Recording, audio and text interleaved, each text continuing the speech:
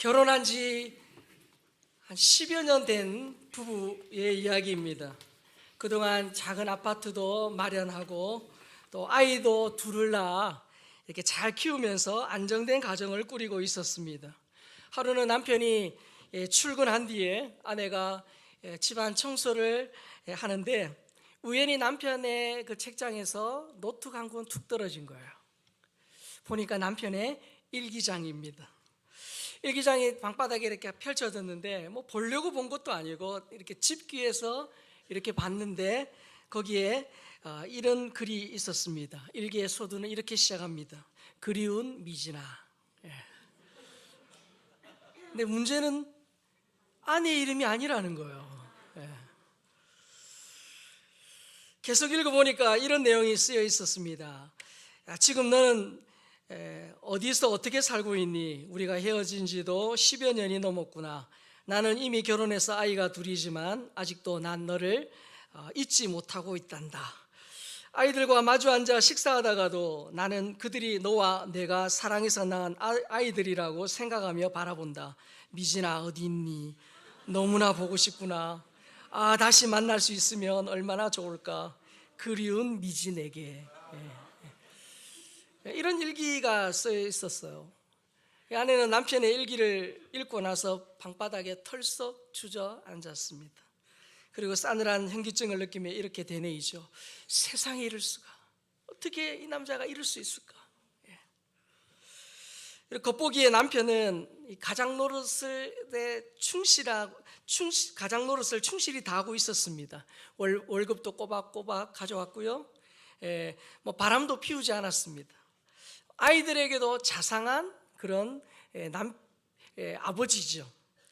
그러나 그의 마음은 다른 데가 있는 거예요. 몸은 아내 가까이 있지만 마음은 다른 여인을 그리워하고 있다는 거예요.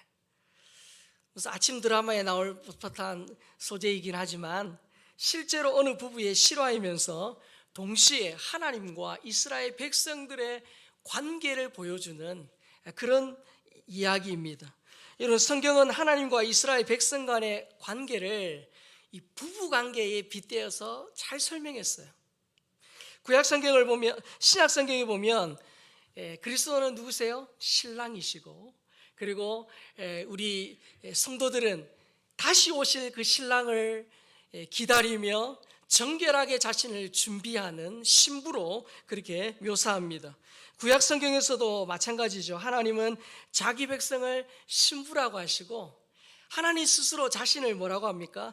그 신부를 열렬하게 사랑하는 그 신부만 바라보는 남편으로 묘사하고 있습니다. 여러분, 하나님은 이 신부인 이스라엘 백성들을 바라보시고 한결같은 마음으로 사랑하세요. 그러나 이스라엘 백성은 어떻게 합니까? 남편이신 하나님을 버리고 다른 남자에게 자꾸 눈길을 주는 거예요. 그리고 그 남자에게 마음을 주고 몸까지 주는 거예요. 물리적으로는 하나님과 가까이 있는 것처럼 보이죠? 한 번도 하나님을 표면적으로 떠난 적이 없어요. 그러나 그들의 마음은 하나님에게서 멀리 떠나 있습니다. 여러분, 이것이 구약 성경의 아픈 역사예요. 여러분, 구약 성경을 보면 하나님이 끊임없이 선지자들을 보내십니다. 끊임없이 보냈어요. 그리고 끊임없이 그들을 통해서 신랑인 내가 신부인 너희들을 사랑한다 라고 말씀하세요. 자, 오늘 본문에도 비슷한 말씀이 나옵니다. 자, 예레미야, 우리 잘 알죠? 예레미야 선지자. 예레미야 선지자는 남유다 암흑기입니다. 그러니까 곧 나라가 풍전등화처럼 위태위태한 그런 시기에 활동했던 그런 위대한 선지자 중에 한 명이죠. 예레미야가 살던 당시의 남유다는 배교, 우상숭배, 그리고 예배는 드리지만 변질된 예배, 그리고 도덕적인 타락이 심각했습니다. 여러분, 구약시대 선지자들이 하나님으로부터 보냄을 받아서 이스라엘 백성들에게 외쳤던 메시지는 크게 보면 한 가지예요. 뭐냐? 회개하라는 거예요. 회개하라. 그렇지 않으면 심판받을 것이다. 이 내용이 주된 내용이에요. 여러분, 예레미야가 이 메시지를 40년 동안 충실하게 선포합니다. 이스라엘 백성들에게 너희들 회개해라. 하나님 말씀 앞에 순종하고 불순종했던 걸 회개하고 하나님께로 돌아오라. 그렇게 끊임없이 외쳤다는 거예요. 자, 여러분, 누군가가 여러분들의 잘못 또 여러분들의 허물과 실수를 자꾸 와서 들추기고 얘기하고 또 얘기한다. 여러분 기분이 어떻겠어요? 한 4개월만 그렇게 아침 저녁으로 와가지고 그러면 여러분 살맛이 나겠어요? 근데 이 예레미야가 4년도 아니고 40년 동안 동일하게 이 메시지를 선포하니까 이 이스라엘 백성들이 예레미야가 얼마나 미웠겠어요. 그래서 예레미야가 이 동족들로부터 핍박당하고 매 맞고 감금당하고 수감되는 극심한 고통을 겪었습니다. 여러분, 흔히 예레미야를 어떤 선지자라고 하죠? 별명이 있죠. 뭡니까? 눈물의 선지자다, 그렇게 말합니다. 맞죠? 여러분, 예레미야가 왜 그토록 많은 눈물을 흘렸을까요? 여러분, 구약성경에 선지서가 굉장히 많은데 그 중에 소선지서와 대선지서가 있어요. 소선지서는 작은 선지자, 대선지서는 큰 선지자, 혹은 머리가 작거나 머리가 크다고 그런 게 아닙니다. 그렇죠? 분량이에요, 분량. 에스겔, 이사야, 에스겔, 예레미야는 분량이 굉장히 깁니다. 여러분, 선지서의 핵심적인 메시지는 하나인데 분량이 많다는 건 뭘 의미합니까? 그만큼 이스라엘 백성들이 완악해졌고 거기에 대해서 하나님이 조목조목 그들의 죄를 지적하고 있다는 얘기예요. 예레미야 선지자가 왜 눈물의 선지자냐? 선지자는 하나님과 이스라엘 백성 사이에서 양쪽을 다 바라보는 사람이에요. 자, 그러니까 하나님을 바라봅니다. 하나님 보니까 눈물이 나요. 왜 나죠? 하나님은 창세 이후로 끊임없이 이스라엘 백성들을 사랑한다. 내가 너를 사랑하고 내가 너의 신랑이고 내가 너의 아버지고 내가 하나님이다 라는 끊임없는 사랑으로 그들을 바라보세요. 그들이 하나님을 배반하든 우상숭배하든 하나님은 변함없는 사랑으로 그들을 사랑하신다는 것을 예레미야가 압니다. 그러니까 그 하나님의 그 마음이 생각할 때 눈물이 나는 거예요. 동시에 이스라엘 백성들을 봅니다. 이스라엘 백성들 하나님의 그 애절한 마음, 사랑의 마음을 그들이 어떻게 해요? 외면하는 거예요. 하나님 말씀대로 믿음대로 살라 그렇게 말하면 그 말씀에 순종해야 되는데 오히려 곁길 갑니다. 더 불순종합니다. 더 완악해지는 거예요. 하나님의 마음을 모르고 세상을 기웃거립니다. 강대국을 하나님보다 더 의지해요. 하나님 아닌 다른 것에 마음을 빼앗겨서 우상숭배합니다. 그래서 그들이 심판을 피하는 유일한 길은 하나님의 뜻에 복종하는 거예요. 그것을 외치는데도 불구하고 이스라엘 백성들은 듣지 않습니다. 또 그 소리 한다. 또 했던 말 또 한다. 그러면서 외면하는 거예요. 그러니까 예레미야가 하나님을 봐도 눈물이 나고 그 하나님의 마음을 모르는 이스라엘 백성들을 봐도 눈물이 나는 거예요. 그래서 그가 눈물의 선지자라고 라는 별명이 붙은 거예요. 하나님이 이스라엘 백성들이 회개하고 돌아오도록 선지자들을 계속 보내신 거예요. 선지자들을 계속 보내다가 나중에 누구 보내세요? 하나님의 아들 예수님을 보내신 거예요. 근데 이스라엘 백성들이 그 예수님조차도 말씀에 순종하지 않고 십자가에 못 박혀 죽이잖아요. 그 정도로 여러분 인간이 완악해요. 인간이 그 정도로 악한 존재예요. 그래서 인간에게 유일한 소망은 예수 그리스도밖에 없는 거예요. 십자가의 보혈밖에 없는 거예요. 하나님의 은혜밖에 없는 거예요. 하나님이 이스라엘 백성들을 향하여 선지자들을 계속 보내지만 그들은 깨닫지 못합니다. 여러분, 이런 현실에 하나님이 답답함을 넘어서 하나님이 분노하시는 의분을 오늘 본문에서 발견할 수 있어요. 본문 9절입니다. 다시 읽겠습니다. 시작. 그러므로 내가 다시 싸우고 너희 자손들과도 싸우리라. 여호와의 말씀이니라. 자, 거기 보니까 싸우고 싸우리라, 싸우다라는 말이 반복이 됩니다. 이 싸우다라는 말은 무슨 말이냐? 소송을 걸겠다 이런 뜻입니다. 고발하겠다 이런 뜻입니다. 하나님께서 이스라엘 백성들과 너희 자손들, 그러니까 태어나지도 않은 미래 자손들을, 미래의 후손들까지도 내가 너희들 소송을 걸겠다 그렇게 말합니다. 여러분, 인간 사이에도 분쟁이 생기면 처음에 말로 하죠. 우리 이렇게 합시다. 말로 이렇게 잘 해결이 되면 소송까지 갑니까? 안 갑니까? 안 갑니다. 그러나 어떻게 해요? 합일점을 찾지 못하고 서로 간의 의견 차이가 너무 클 때는 법의 힘을 우리가 빌리잖아요. 그동안 이스라엘 백성들에게 하나님이 끊임없이 선지자를 보내서 말로 타이르고 그들을 설득했어요. 그러나 하나님의 말씀에 불순종합니다. 그래서 결국 하나님 어떻게 하십니까? 내가 이스라엘 백성과 그의 자손들까지 뭐 하겠다? 고발하겠다는 거예요, 하나님이. 여러분, 고발하는 이유가 뭐예요? 선지자들의 그 일관된 메시지를 듣지 않았기 때문이에요. 하나님을 버리고 우상 숭배했기 때문입니다. 지금까지 참아오던 하나님이 더는 인내하지 않고 심판하시겠다 그 말씀입니다. 자, 그런 하나님의 안타까운 심정이 10절 11절에도 나옵니다. 같이 읽겠습니다. 너희는 기띔 섬들에 건너가 보며 게달에도 사람을 보내 이 같은 일이 있었는지를 자세히 살펴보라. 어느 나라가 그들의 신들을 신 아닌 것과 바꾼 일이 있느냐? 그러나 나의 백성은 그의 영광을 무익한 것과 바꾸었도다. 자, 이 말씀을 조금 더 쉽게, 이해하기 쉽게 이렇게 표현한 말씀도 같이 읽겠습니다. 이스라엘의 동쪽과 서쪽의 주변 국가들을 보라. 어느 나라가 자신들의 신을 다른 신으로 바꾸는 어리석은 백성들이 있는가? 그러나 나의 백성 이스라엘은 영광의 하나님을 아무 쓸데없는 우상들로 바꾸어 버렸다.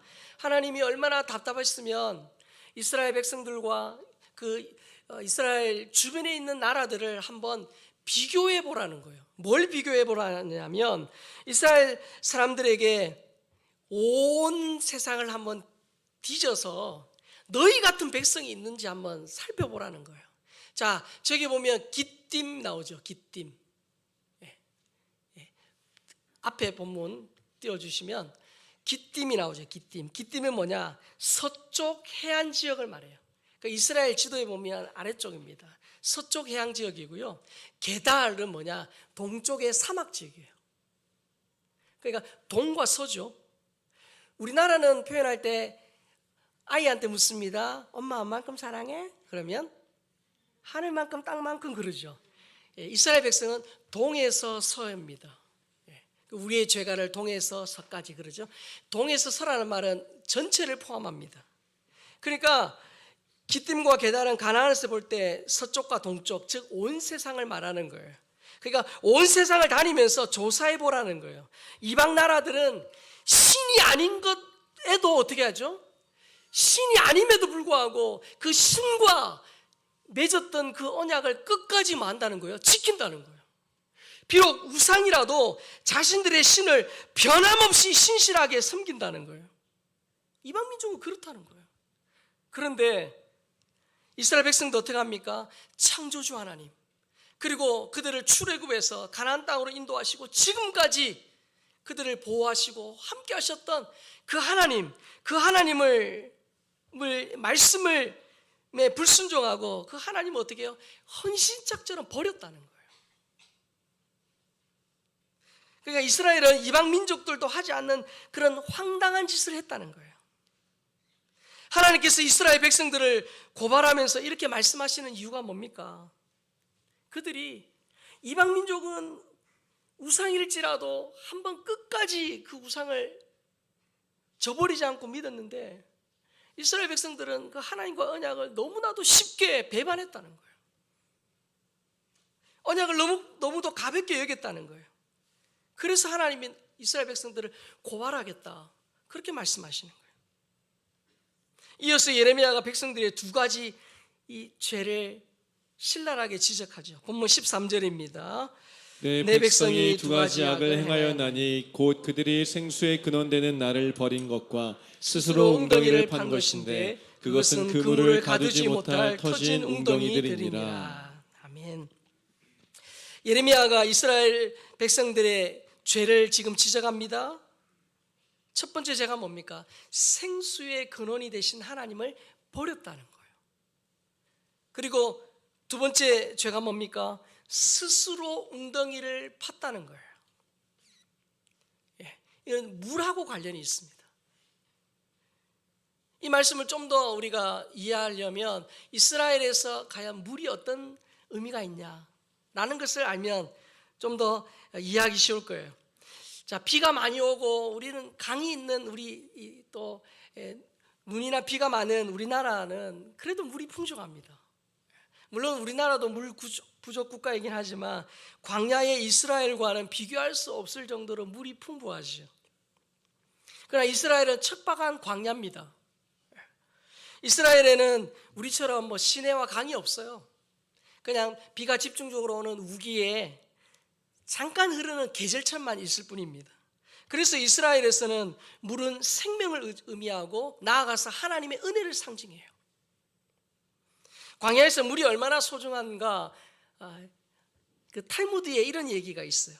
광야를 함께 두 사람이 여행을 합니다. 한 사람은 물병을 가지고 있고 또 한 사람은 꿀병을 가지고 있어요. 가다 보니까 물병이 손상이 돼가지고 물이 샙니다. 그럼 어떻게 해야 되죠? 어떻게 합니까? 뭐라고 얘기하셨는데 들리진 않아요. 탈무드에 보면 꿀병에 꿀을 빨리 쏟고 거기다가 물을 담으라고 해요. 그리고 나중에 꿀값은 변상받도록 했습니다. 우리의 상식을 좀 뒤집는 행동이죠. 이스라엘에서 물이 얼마나 귀한가 하는 것을 보여주는 거예요. 그래서 광야에서는 물 하면 생명 그 자체를 말하는 거예요. 그래서 하나님은 척박한 광야로 이스라엘 백성들을 인도하셨죠. 그리고 물을 가지고 그들을 훈련시키시는데 오직 어떻게 해요? 비를 주시고 물을 주시는 하나님 한 분만 바라보며 살 수 있도록, 그리고 그 하나님만 바라보면 때를 따라 먹을 것과 입을 것을 마실 것을 주시는 그 하나님을 바라보며 살게 하는 훈련을 하셨다는 거예요. 때에 따라 이른 비와 늦은 비를 주셔서 농사를 짓게 하셨어요. 그들에게 훈련이 필요할 때는 그 비의 축복을 거두어 가심으로써 하나님 앞에 겸손하게 하셨어요. 그들의 생명은 오직 비를 주관하시는 하나님에게만 달려있다는 것을 깨닫게 하신 거예요. 그러니까 생수의 근원이신 하나님만 바라보게 하신 거예요. 그런데 이스라엘 백성들이요, 웅덩이를 파서 빗물을 저장하면서 하나님의 훈련을 거부합니다. 자, 사진 보실까요? 웅덩이입니다. 주전 15세기가 되면 이 회반죽 기술이 개발이 돼요. 유대 산지는 석회암이기 때문에 잘 파여요. 잘 파집니다. 그러니까 그들이 어떻게 해요? 웅덩이를 팝니다. 근데 이전에는 웅덩이를 파도 빗물이 다 새어버렸는데 회반죽 기술이 개발이 되니까 겉면을 어떻게 해요? 방수 처리하는 거예요. 방수 처리를 한 거예요. 그래가지고 빗물이 모이도록 그렇게 한 거예요. 그래서 저장한 빗물 새지 않고 완벽하게 보존을 하면서 웅덩이를 점점 크게 만듭니다. 그러니까 저장한 물이 점점 많아지겠죠. 그러니까 상당 기간 하나님이 비를 주지 않으셔도 그럭저럭 버틸 수 있게 된 거예요. 이전처럼 하늘만 보면서 하나님만 바라보며 살지 않아도 될 지경이 된 거예요. 여러분, 여기서 웅덩이는 뭘 의미합니까? 하나님을 의지하지 않는 잔깨와 잔머리를 의미해요. 그것도 스스로 웅덩이를 팠다고 말하죠. 하나님의 말씀에 따라 판 게 아니에요. 웅덩이는 하나님의 은혜보다는 자신들의 수고와 노력으로 살 수 있다는 교만함을 상징하는 거예요. 근데 여러분, 참 우리 하나님은 그들의 그런 스스로 판 웅덩이를 오늘 본문에 보니까 터진 웅덩이가 되게 하셨다고 말씀합니다. 무슨 말이에요? 여러분, 이스라엘이라는 땅은요, 이 아프리카 판과 아라비아 판이 이렇게 교차하는 단층지대에 있습니다. 그러다 보니까 1년에 크고 작은 지진이요 260여 차례 발생합니다. 3일에 이틀은 지진이 난다는 거예요. 뭐 일본 지진처럼 막 건물이 흔들리고 사람이 막 나가 떨어지고 그런 지진은 거의 없고 아주 미세한 그런 지진이 흔합니다. 그런데 그런 미세한 지진에도 회반죽을 발라 이렇게 방수 처리한 물 웅덩이는 어떻게 될까요? 타격을 입겠죠. 그래서 물이 다시 다 새는 거예요. 그것이 바로 터진 웅덩이예요. 터진 웅덩이를 뭘 의미합니까? 헛수고를 의미하는 거예요. 헛수고. 여러분, 하나님을 의지하지 않는 인생의 모든 수고는요 헛수고예요. 예레미야는 이스라엘 백성이 더는 터진 웅덩이가 아닌 생수의 근원이 되신 하나님께로 돌아오도록 눈물로 호소한 거예요. 이스라엘 백성들은 하나님께서 주신 그 은혜의 물, 그 은혜의 물이 아니라 풍요와 번영의 물을 찾아 우상에게 간 거예요. 생수의 근원이신 하나님을 버린 것, 그것이 이스라엘의 죄입니다. 그리고 그 하나님을 떠나서 자기의 힘과 능력과 재주로 살려고 했던 스스로 웅덩이를 판 것, 그것이 죄라는 거예요. 여러분, 하나님보다 돈, 권력, 명예, 성공 더 의지하면 스스로 웅덩이를 파는 죄예요. 내 머리, 명철, 경력, 경험, 그것으로 하나님의 자리를 메꾸려고 하는 그 자체가 스스로 웅덩이를 파는 거예요. 그러나 여러분, 성경은 스스로 웅덩이를 파는 사람의 그 한계와 그 덧없음을 우리에게 잘 말씀해 줍니다. 자, 신명기 28장 33절입니다. 내 토지 소산과 내 수고로 얻은 것을 내가 알지 못하는 민족이 먹겠고 너는 항상 압제와 학대를 받을 뿐이리니. 자, 신명기 28장 무슨 말씀이죠? 여러분 좋아하시는 말씀이잖아요. 들어가도 나가도 복을 주고 하늘마다 복을 주신다는 거예요. 그런데 여러분, 신명기 28장 앞에 축복보다 저주가 3배가 많습니다. 양이. 우리는 앞에 것만 줄을 읽지요. 뭘 의미합니까? 하나님이 우리 한 가지만 잘해도 플러스 알파에서 우리에게 복을 주세요. 하나님 그러신 분이에요. 내가 여전히 죄악 가운데 있고 내가 실수가 많고 연약함에도 불구하고 하나님은 내가 하나님 앞에 잘하는 거 하나. 주일날 그래도 주일날 와서 예배드리는 그 모습 보시고, 내 몸이 아프고 내 바쁘지만 그래도 주의 교회에서 한 가지라도 일하려고 하는 그 헌신하려고 하는 그거, 하나님 그걸 보시고 나는 요만큼 했지만 하나님의 은혜는 이만큼 주시는 거예요. 그런데 여러분, 그 하나님을 의지하지 않고 스스로 웅덩이를 파면 내 토지 소산과 내 수고로 얻은 것을 내가 알지 못하는 민족이 먹겠다, 그렇게 말합니다. 무슨 말입니까? 씨 뿌리고 가꾸어서 결실했는데 먹지는 못한다는 거예요. 이유가 뭡니까? 다름 아닙니다. 하나님 말씀에 불순종하고 우상을 섬기며 하나님을 버렸기 때문이에요. 시편 121편 1절의 말씀입니다. 여호와께서 집을 세우지 아니하시면 세우는 자의 수고가 헛되며 여호와께서 성을 지키지 아니하시면 파수꾼의 깨어있음이 헛되도다. 하나님이 집을 세우지 아니하시면 세우는 자의 수고가 어때요? 헛되다는 거예요. 하나님께서 성을 지켜주지 않으시면 파수꾼의 그 깨어있음, 밤새 수고한 그것이 헛되다는 거예요. 여러분, 해바라기는 항상 해를 바라봅니다. 그렇죠? 우리 성도는 주바라기예요. 날마다 주님 바라보는 거예요. 주님 바라보는 거예요. 여러분, 성도는 하나님의 은혜로 살아야 할 줄로 믿습니다. 성도가 하나님의 은혜 아니면 은혜로 살아야 되는데 은혜가 고갈되면 자꾸 세상을 기웃거려요. 세상에서 행복과 만족을 찾으려고 시도하는 것 자체가 스스로 웅덩이를 판 것이고 그 결말은 헛수고고 인생이 더 고달파질 수밖에 없어요. 여러분, 이 말은 내가 해야 할 일을 하지 말라는 의미가 아닙니다. 가정을 잘 돌아보고 자녀들을 잘 키워야 돼요. 직장 생활 열심히 하고 세상의 빛과 소금으로 살아야 돼요. 그러나 그 모든 것의 근본이 어떻게 해요? 하나님을 오전히 바라보며 나아가느냐, 아니면 나의 명철, 지혜, 나의 가진 것, 나의 어떤 힘으로 하느냐, 그 차이인 거예요. 여러분, 수고한 대로 먹게 하시는 분이 하나님이신 줄 믿습니다. 예. 수고해도 못 먹는 일이 있다니까요. 나의 수고와 헌신이 헛되지 않도록 인도하시는 분이 하나님인 줄 믿습니다. 예. 나의 시간, 또 돈, 재능, 건강, 가정을 지켜주시는 분이 누구십니까? 하나님이시라는 거예요. 여러분들이 한 달 열심히 일해도 이리 새고 저리 새고 자꾸 돈이 새어나가요. 근데 새어나가지 않도록 하나님이 막아주시고 하나님이 지켜주시는 게 그게 하나님의 은혜예요.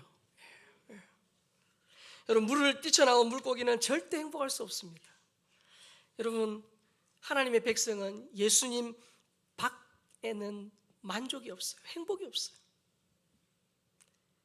예수님 안에서 예수님과 더불어 살 때 진짜 인생의 행복이 있는 거예요.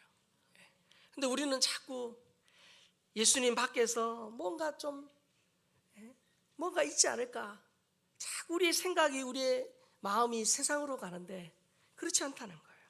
생수의 근원이시고 행복의 원천이신 예수님 안에 거하는 것이 행복인 줄 믿습니다. 그게 내가 잘 되고 우리 자녀가 잘 되고 가정이 잘 되는 길이에요. 시편 37편 5절 6절 말씀입니다. 내 길을 여호와께 맡기라. 그를 의지하면 그가 이루시고 내 의를 빛같이 나타내시며 내 공의를 정오의 빛같이 하시리로다. 내 길을 여호와께 맡기라. 잠언 3장 5절 6절 말씀드렸습니다.